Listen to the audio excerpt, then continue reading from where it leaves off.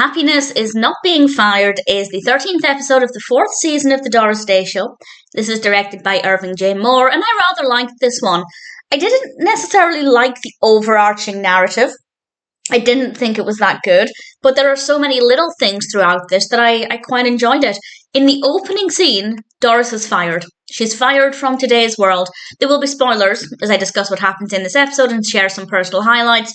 I won't go through every tiny detail, but I will give away some things that are spoilers. But in the beginning, she is fired, and obviously she's distraught by this to begin with. But then she realises just because she's fired, it doesn't mean she can't do her job. And she and Angie start to investigate something that involves one of Angie's relatives, and that's the bit I didn't really care for. I didn't think that part of the narrative was that interesting.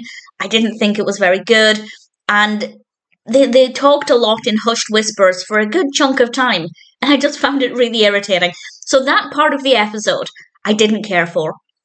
But everything around it, I really liked. And ultimately what happens, I won't go into all the tiny details, but at the end of the episode, Cyril Bennett realises Doris has these great capabilities. She's done this really great thing.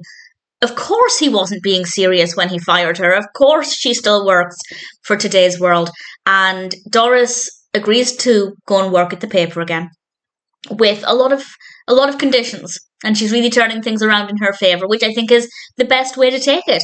And it also makes sense because had she been permanently fired, I wasn't sure what she would do. I'd assume if they decided to permanently fire her, she would just become freelance and she'd end up selling stories to other magazines. I'd assume that's what was going to happen long term. But the fact that she was rehired, I think, is definitely the right way to go with the episode. And then there are a couple of small things here and there that I did like. And the first one I liked, or the first thing in my notes, I think there are 3 things I want to mention. And the first one is when Mr. Bennett, Cyril Bennett, says to Doris, "Why aren't you at home crying?"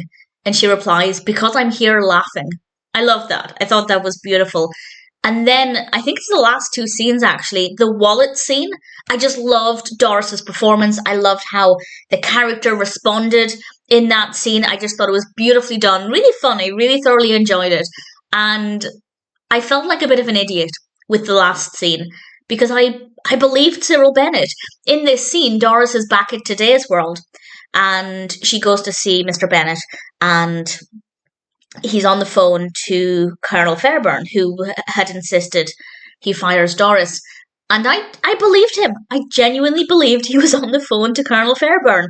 And then, of course, the phone rang. The other phone in the office rang and Doris answered it.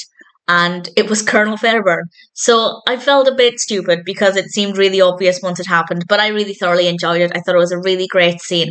And in general, it was a really solid episode. Sure, I didn't care for the overarching crime mystery aspect. I just didn't think it was that interesting.